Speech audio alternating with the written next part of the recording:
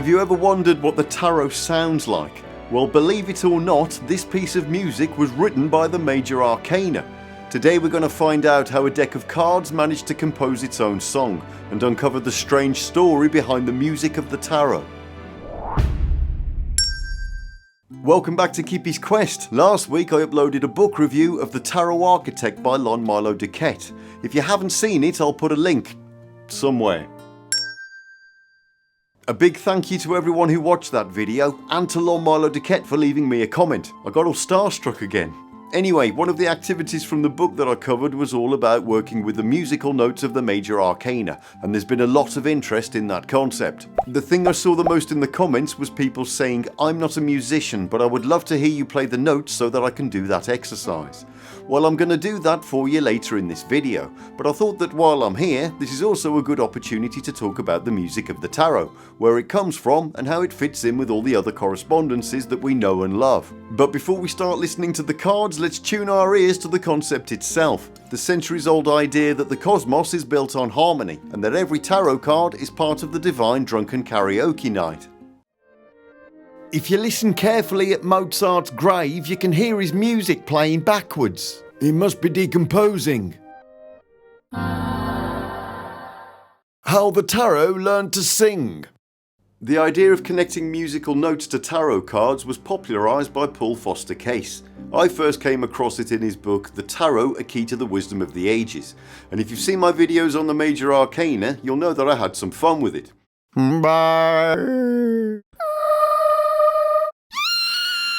However, the idea has its roots all the way back in the 1800s, and the connection between the trump cards and the letters of the Hebrew alphabet. One of the first writers to do that was 19th century occultist Eliphas Levi.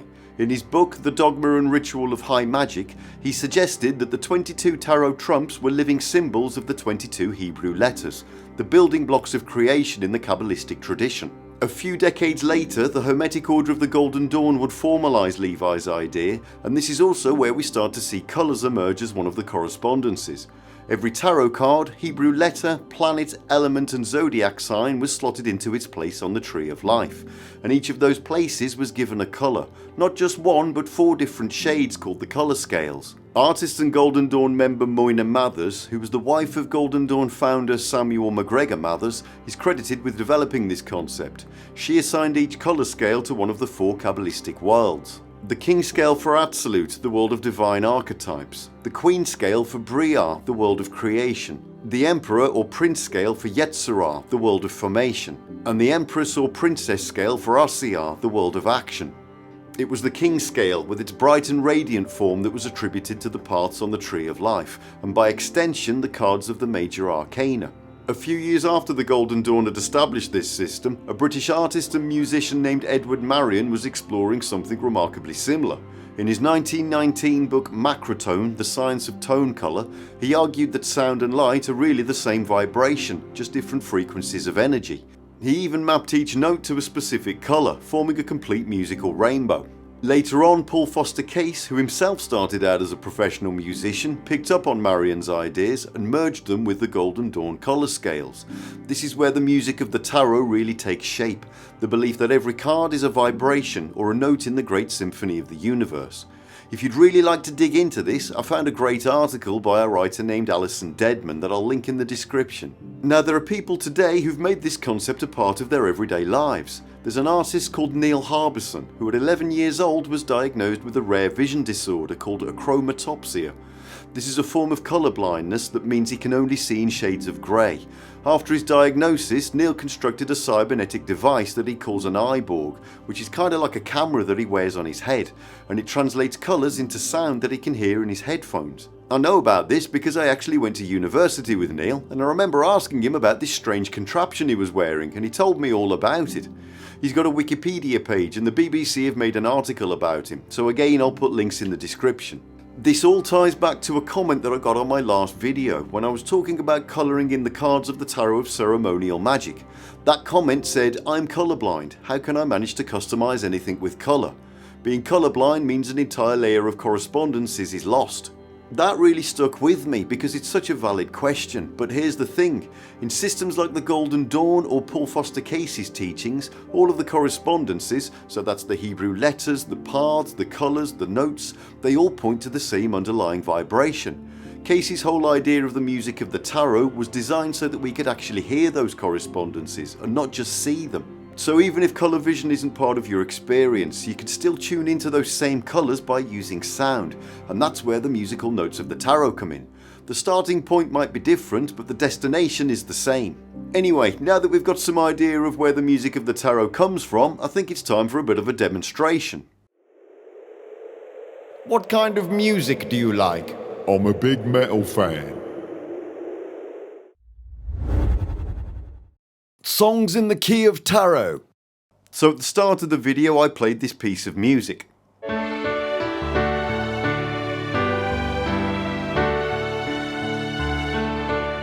Now this melody was composed by a tarot spread, so let's find out how we got to this point. We now know that each of the tarot cards in the Major Arcana has a musical note connected to it, so I did a tarot spread using 8 cards and came up with the World, the Lovers, the Magician, the Empress, the Sun, Death, the Fool and Justice. Now if we look at the notes that correspond to those cards, that gives us A, D, E, F sharp, D, G, E and F sharp. All of those notes are in the key of D major, so all I had to do at that point was play around with the timings and it gave me this melody.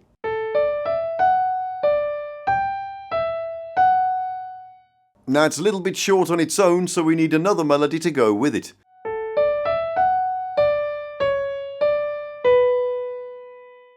Now I can add some chords to those melodies from the key of D major.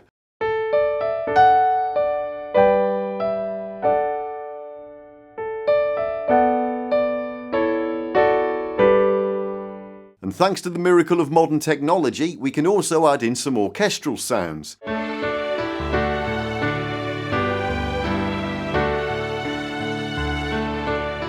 When we put it all together, it gives us our very own tarot theme. What are you going to call this tarot theme? The tarot theme. Wow. So that's just one example of how we can create a piece of music using a tarot spread. That one is in D major, so it's quite a happy sounding tune, but you could use a minor key if you wanted it to sound more sad and mournful.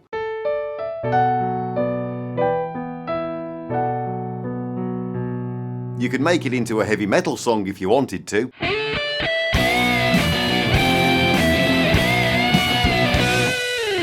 Anyway, if you're interested in how I put the orchestral stuff together, I'll show you at the end of the video. I don't want to bore anyone's pants off.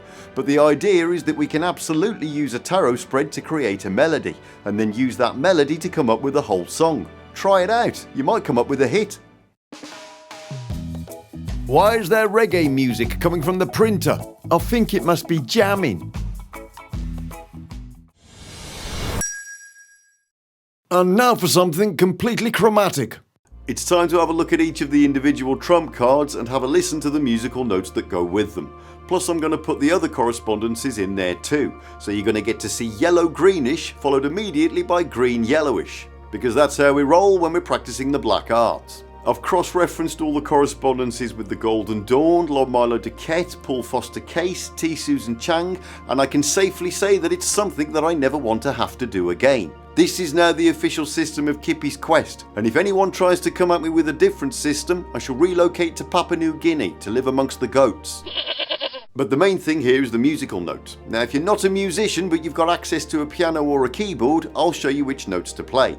If you haven't got an instrument, there's online virtual pianos and phone apps that you can play the notes on. Lon suggests that you get some pitch pipes, or if you go to lonmiloduquette.net and click on resources, he's got all of the notes laid out with the Hebrew letters that you can play individually. If you're doing the meditation exercises from the Tarot Architect, the book tells you which words to chant with each card. Now there is a slight difference to the order of the trump cards between the Waite Smith and the Thoth decks. Waite swapped Strength and Justice around and Crowley swapped them back again. Why? Because despite being alive in a completely different era, they obviously hated me. Anyway, we're sticking with Waite's ordering because that's the one that Paul Foster Case used, and the one that I've used ever since I started. Learning things is much easier than unlearning things, especially when those things are burned into your whole being. The good news is that the correspondences are exactly the same, so it doesn't affect anything. Anyway, with all that said, let's have a listen to these sacred notes. Oh, and you also get to see me in the Fool playing hangman. For the last time ever.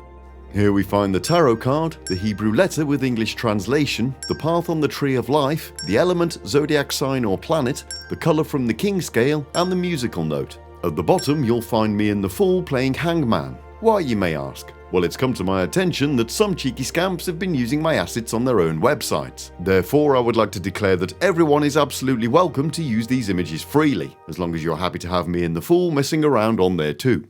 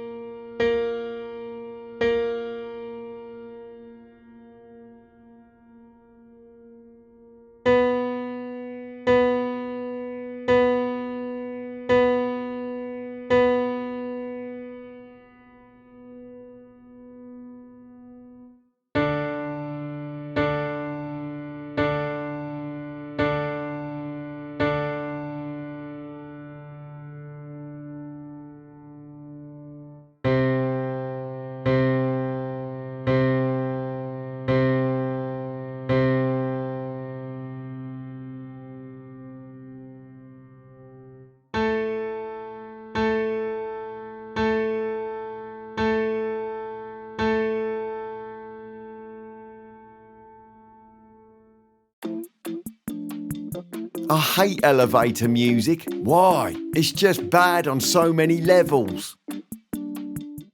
Kirby's Quest, Kirby's Quest. If you're still here and you're interested in how I managed to turn that song into a symphony, I'm going to show you how I did that. I've got a plug-in from a company called Spitfire that allows me to play all of the instruments of an orchestra. This particular one is the BBC Orchestra, and there's a free version available on the Spitfire website if you want to have a play around with it. In any case, this is pretty much how I put all the music together for the Fool's Journey. I usually start with a melody and work my way from there. So for this piece we started out with the melody that came from the tarot spread. And then I added a counter melody.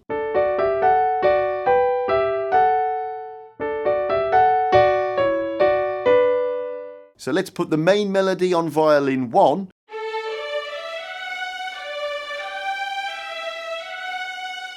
And the counter melody on violin 2.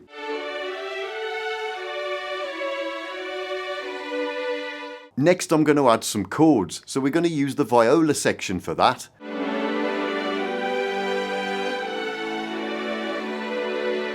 Now I'm going to add in some celli.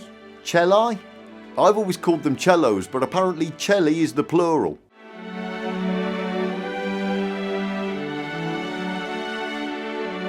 Every day's a school day here. Anyway, that's kind of loosely following the chords, but getting a bit busier on some of the long violin notes. Next up I want to add some low end, so we're going to put a double bass in, and that's just going to be playing the root notes of each chord.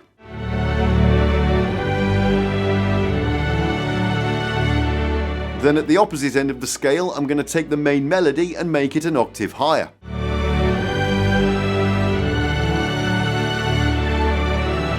There you go, we've now got a nice big sound. But I think you could also do with some brass to make it sound really big, so we'll add a trumpet to play the melody with violin 1.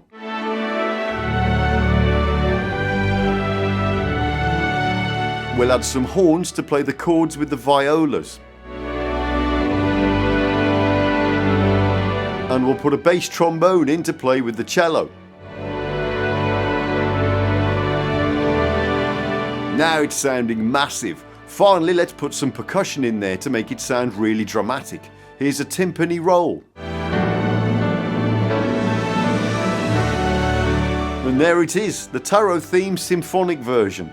I'm going to let this play the video out, and while we're here I'm going to put a montage together from the Fool's Journey so we can see how we got on with all the cards from the melody. Thank you so much for watching until the end. Until next time.